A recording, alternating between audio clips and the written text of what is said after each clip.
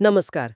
आज आपण श्री स्वामी समर्थ महाराज आणि त्यांचं अक्कलकोटमधलं जे प्रसिद्ध स्थान आहे त्याच्याबद्दल बोलणार आहोत. नमस्कार.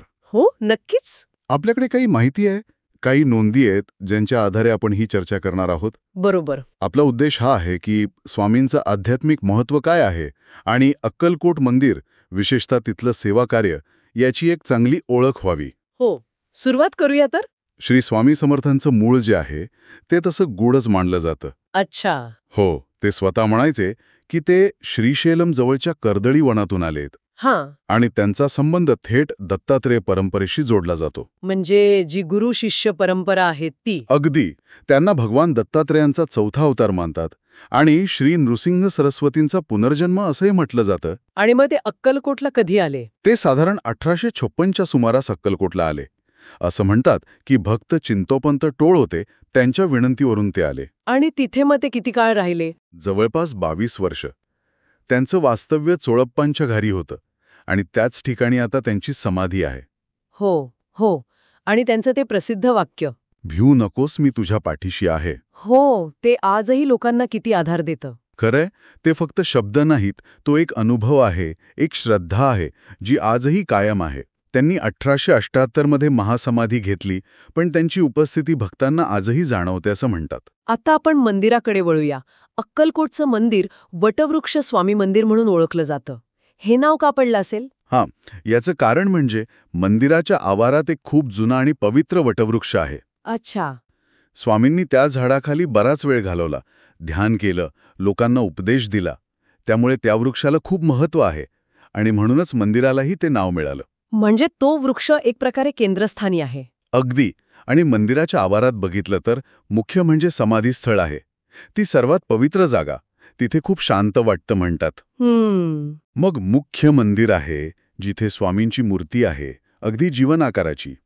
एक मोठा सभामंडप आहे, भजन कीर्तनासाठी, आणि अर्थातच तो वटवृक्ष. आणि दर्शनासाठी वेळा वगैरे कशा आहेत? काही विशेष सोय आहे का?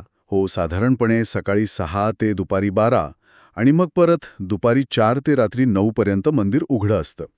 दर्शन तर मोफत आहे सगळ्यांसाठी. बरं. पण ज्यांना वेळ वाचवायचा असेल त्यांच्यासाठी 100 रुपयांचा विशेष पास आणि 500 रुपयांचा VIP पास पण आहे.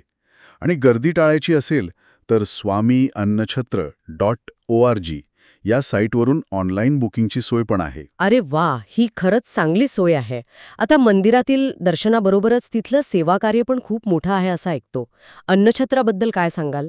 हो, अन्नछत्र हे अक्कलकोटचं एक महत्त्वाचं वैशिष्ट्य आहे. श्री स्वामी समर्थ अन्नछत्र मंडळाची स्थापना खरं तर गुरुपौर्णिमेला झाली, 29 जुलै 1988 रोजी. कोणी केली स्थापना? श्री जन्मजेराजे भोसले यांनी.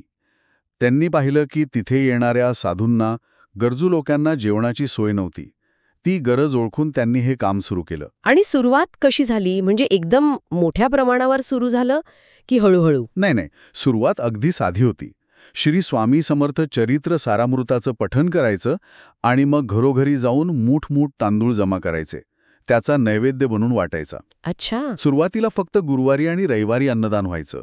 पण मग प्रतिसाद वाढत गेला, गरज वाढत गेली आणि आज परिस्थिती अशी आहे की मंदिराच्या उत्तर दरवाजाजवळ असलेल्या या अन्नछत्रात रोज 2 वेळा हजारो लोकांना मोफत जेवण दिलं जातं.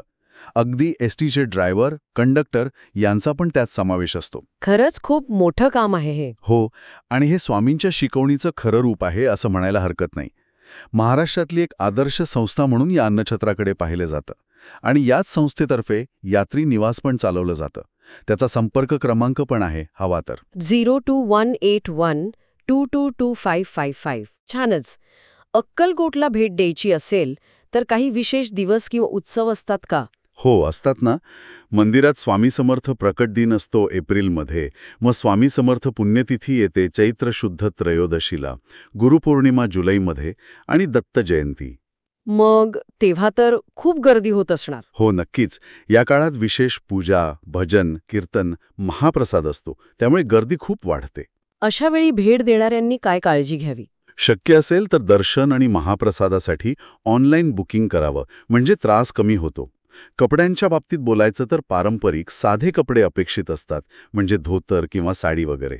आणि हवामान वगैरे कसं असतं, कधी जाणं सोयीचं? साधारणपणे ऑक्टोबर ते मार्च या काळात हवामान बरं असतं, सुखद असतं. प्रवासाचं म्हणाल तर अक्कलकोट सोलापूरपासून जवळ आहे, साधारण 38 किलोमीटर. अक्कलकोट रोड नावाचं स्टेशन आहे, ते 13 किलोमीटरवर आहे.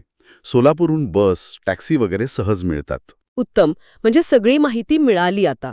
तर एकंदरीत आपण असं म्हणू शकतो की अक्कलकोट हे फक्त एक तीर्थक्षेत्र नाहीये, तर ते स्वामींच्या शिकवणीचं आणि निस्वार्थ सेवेचं म्हणजे अन्नदानाचं एक जिवंत प्रतीक आहे, जिथे भक्ती आणि सेवा एकत्र नांदतात. अगदी बरोबर. आणि जाता जाता ऐकणाऱ्यांसाठी एक विचार.